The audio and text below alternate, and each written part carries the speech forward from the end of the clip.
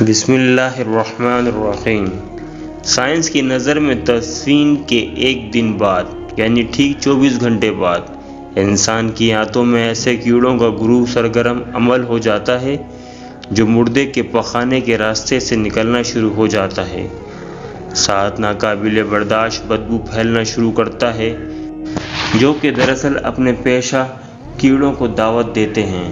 یہ اعلان ہوتے ہی بچھو اور تمام کیڑے مکوڑے انسان کے جسم کی طرف حرکت کرنا شروع کر دیتے ہیں اور یہ انسان کا گوشت کھانا شروع کر دیتے ہیں۔ تدفین کے 3 دن بعد سب سے پہلے ناک کی حالت تبدیل ہونا شروع ہو جاتی ہے۔ 6 دن بعد ناخن گرنا شروع ہو جاتے ہیں۔ 9 دن کے بعد بال گرنا شروع ہو جاتے ہیں۔ انسان کے جسم پر کوئی بال نہیں رہتا اور پیٹ پھولنا شروع ہو جاتا ہے۔ 17 دن بعد پیٹ پھٹ جاتا ہے اور دیگر اجزاء باہر آنا شروع ہو جاتے ہیں۔ 80 دن بعد مردے کے جسم سے سارا گوشت ختم ہو جاتا ہے۔ انسان کے جسم پر بوٹی کا ایک ٹکڑا باقی نہیں رہتا۔ 90 دن بعد تمام ہڈیاں ایک دوسرے سے جدا ہونا شروع ہو جاتی ہیں۔ 1 سال بعد ہڈیاں بوسیدہ ہو جاتی ہیں اور بالآخر جس انسان کو دفنایا گیا تھا اس کا وجود ختم ہو جاتا ہے۔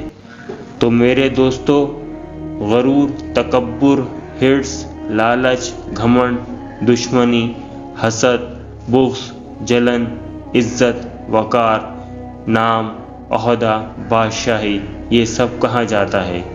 سب کچھ خاک میں مل جاتا ہے۔ انسان کی حیثیت یہی ہے کیا؟ مٹی سے بنا ہے، مٹی میں دفن ہو کر مٹی ہو جاتا ہے۔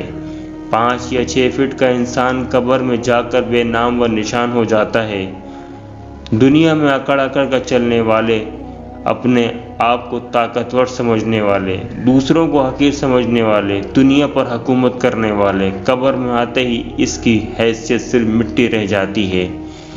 لہٰذا انسان کو اپنی ابدی اور ہمیشہ کی زندگی کو خوبصورت اور پرسکون بنانے کے لیے ہر لمحہ فکر کرنی چاہیے، اللہ کو یاد کرنا چاہیے اور نیک عمل اور عبادت میں اخلاص پیدا کرنا چاہیے اور خاتم الخیر کی دعا کرنی چاہیے۔